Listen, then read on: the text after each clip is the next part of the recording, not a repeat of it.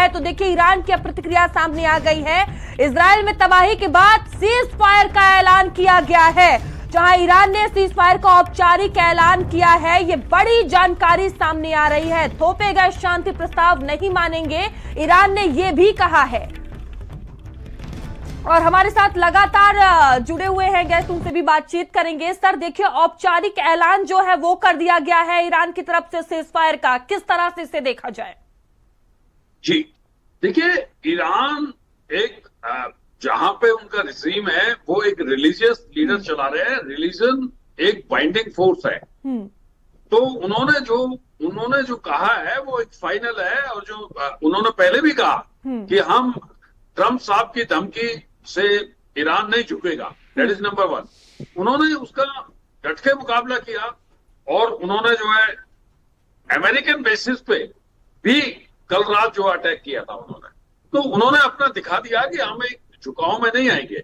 Iran अपनी शर्तों पे रहेगा क्योंकि वो चाइना, रशिया जो ब्लॉक है वो ईरान के साथ खड़ा है। और जो स्टेटमेंट भी आई है कि हम ईरान को परमाणु हथियार भी देंगे, तो इस तरह के जो ईरान बहुत मजबूती से है। और उसके जो प्रॉक्सी है हिजबुल्ला, हूती, हमास है, वो भी रेडी है। वो भी बिकॉज वो अमेरिका को डिस्ट्रॉय करना चाहते हैं, अमेरिका से उनकी दुश्मनी है, तो ये एक उसकी वाइबल फोर्स है। तो ईरान जो है मजबूती से खड़ा है और ईरान अपना फैसला लेगा जो ईरान को सूट करेगा। जी सर, तो अब आगे की स्थिति क्या कुछ हो सकती है? जिस तरह से देखिए ये तस्वीरें अब देखने को मिल रही हैं, लगातार हमले भी हो रहे हैं, सीज फायर की भी बात सामने आ रही है, क्या कुछ हो सकता है? जी देखिए, ईरान ने कहा है अगर इजराइल अटैक नहीं करता है तो हम भी अटैक नहीं करेंगे। उन्होंने एक ऑफिशियली स्टेटमेंट दिया है। तो लेकिन इसका एक औपचारिक जो है नेगोशिएशन टेबल पे हो। कोई कंट्री आज वॉर नहीं चाहता है, ना इजराइल चाहता है, ना ईरान चाहता है और विश्व भी नहीं चाहता है। आज हम एक ग्लोबल फैमिली है और इंटरडिपेंडेंस है।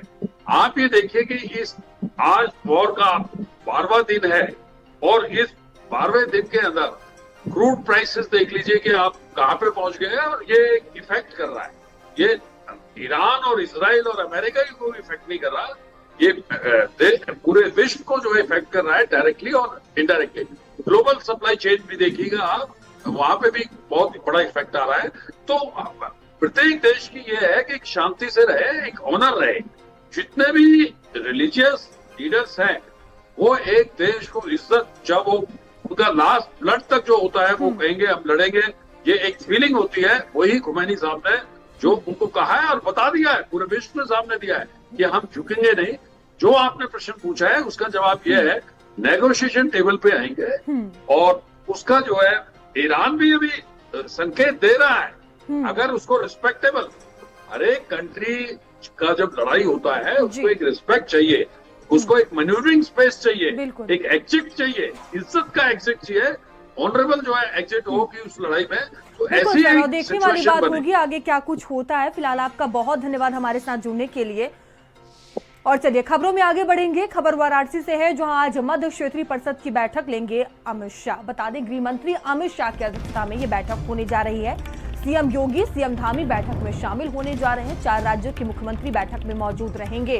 तो वाराणसी में इस वक्त गृह मंत्री अमित शाह मौजूद हैं और अमित शाह की अध्यक्षता में ही ये विशेष बैठक होनी है, जिसमें सीएम योगी आदित्यनाथ सीएम धामी बैठक में शामिल रहेंगे। तो 4 राज्यों के मुख्यमंत्री बैठक में पहुंच रहे हैं और देखिए विशेष एक मंथन जो है वो किया जाएगा।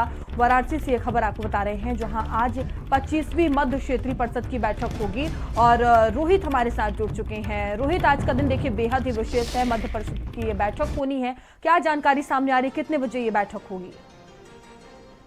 देखिए, बैठक का जो निर्धारित समय है 11 बजे डिसाइड किया गया है। 11 बजे औपचारिक रूप से गृह मंत्री अमित शाह उद्घाटन करेंगे और जितने भी उसके गेस्ट थे वो सभी लोग आ चुके हैं और हॉल जो है, हॉल में भी लोग पहुंच चुके हैं। औपचारिक रूप से कहा जाए तो कार्यक्रम की लगभग शुरुआत हो चुकी है, लेकिन अभी जो उद्घाटन होना होता है वो अभी बाकी है। कुछ ही देर में गृह मंत्री वो पहुंचेंगे, जो कि उसी परिसर में हैं, और वो पहुंचने के बाद उद्घाटन करेंगे और औपचारिक रूप से कार्यक्रम की शुरुआत कर दी जाएगी। देखिए, इस मीटिंग की सबसे बड़ी जो खासियत ये है कि ये जो 4 राज्य हैं, इनमें आपस में किस तरीके से तमाम जो मुद्दे होते हैं, खासकर विकास को लेकर, डेवलपमेंट के इश्यूज हो गए, पर्यावरण की बात हो गई, ट्रांसपोर्टेशन हो गया, इन सब चीजों को लेकर किस तरीके से आपसी सामंजस्य से एक दूसरे का विकास में सहयोग किया जाए और खुद का अपना विकास किया जाए, इन सब मुद्दों पे पॉइंट टू पॉइंट चर्चा होनी है। ये 25वीं बैठक है।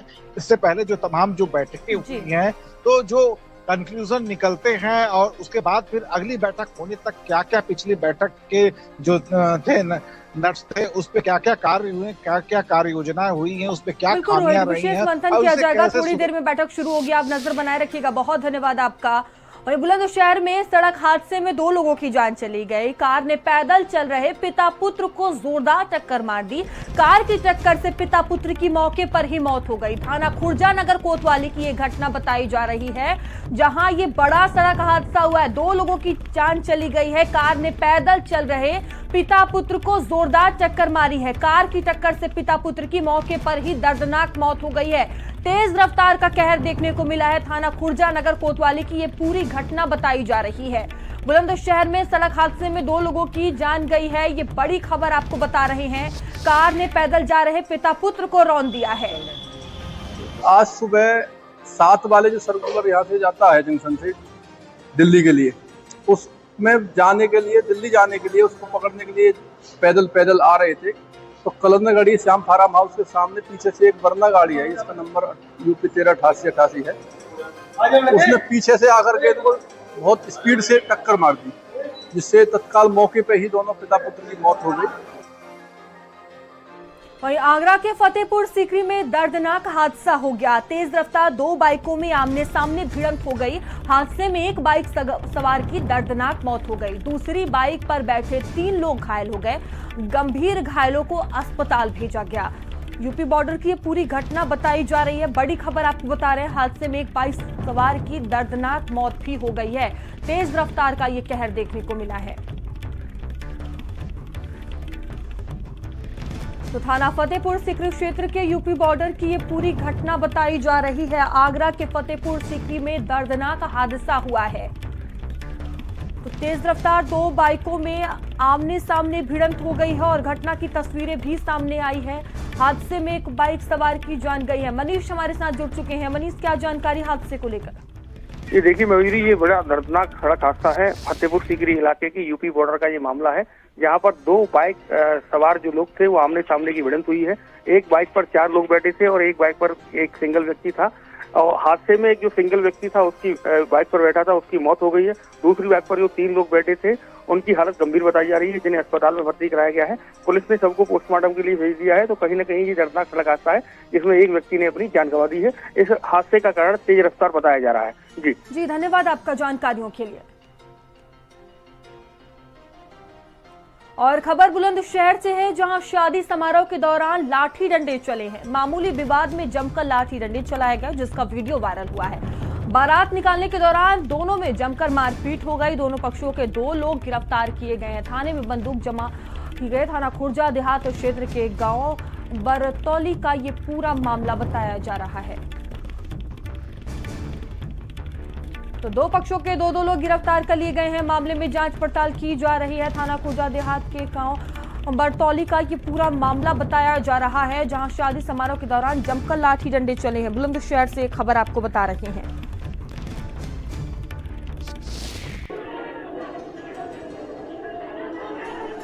और देखिए, घटना का ये वीडियो भी सामने आया है। शादी समारोह में किस तरह से मारपीट हो गई। बारात निकालने को लेकर मामूली सी बात को लेकर जमकर लाठी डंडे चल गए। तो दोनों पक्षों के 2 लोग हिरासत में लिए गए हैं। पुलिस मामले में जांच पड़ताल कर रही है।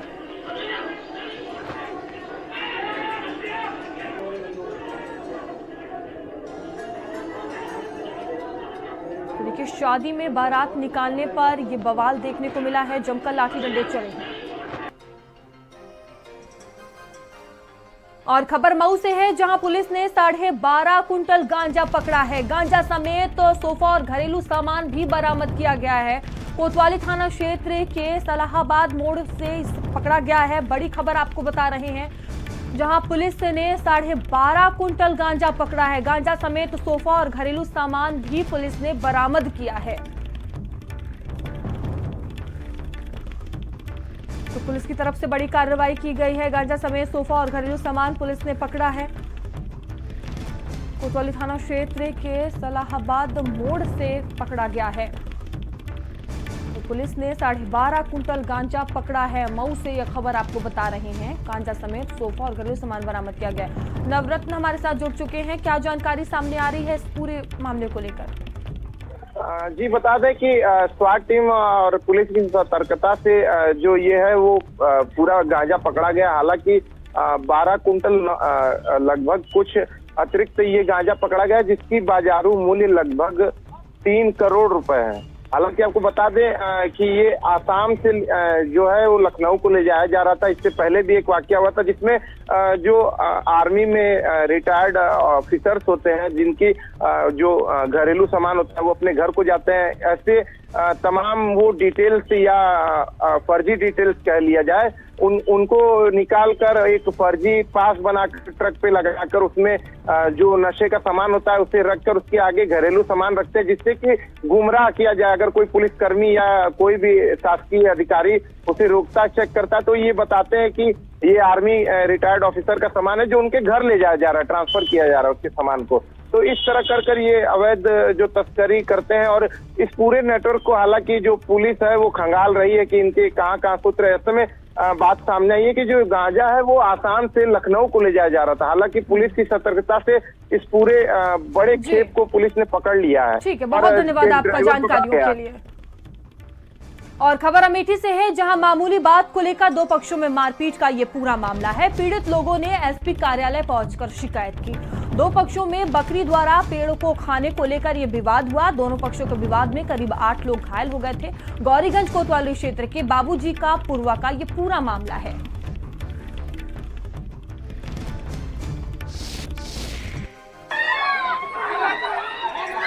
तो देखिए, दो पक्षों में मारपीट का ये पूरा मामला है। घटना का ये वीडियो भी सामने आया है।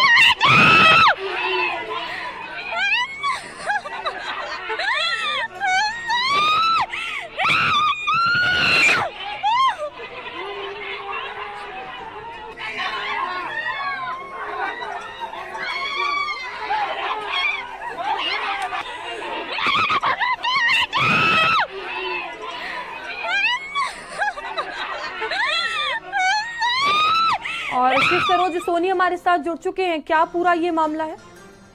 जी बिल्कुल बताएंगे। अगर पूरी घटना की बात की जाए तो पूरी घटना जो है गौरीगंज कोतवाली क्षेत्र के बाबूजी के पुरवा का है, जहां पर कल देर शाम में यह बताया जा रहा है कि एक बकरी थी जो कि महिला बकरी चराने गई थी, जहां पर यह कहा जा रहा है कि एक पेड़ चढ़ गया था, जिसको लेकर विपक्षियों ने महिला पर हमला किया। फिर जब उसके परिजन एकत्रित होते हैं, फिर दोनों पक्ष में जहां पर मारपीट होती है। मारपीट का भी वीडियो सोशल मीडिया पर तेजी से वायरल हो रहा है। वहीं अगर बात की जाए तो जो पीड़ित पक्ष है वो कोतवाली पहुंचकर तहरीर देते हैं, और वो देखा जाए एसपी कार्यालय भी पहुंचकर उन लोगों ने पूरे मामले को लेकर एसपी से अवगत कराया है। पूरे मामले की अगर बात की जाए तो गौरीगंज कोतवाली का कहना है कि दोनों पक्षों की तहरीर लेकर विधिक कार्रवाई की जा रही है, और जो घायल है उनका मेडिकल भी कराया जा रहा है।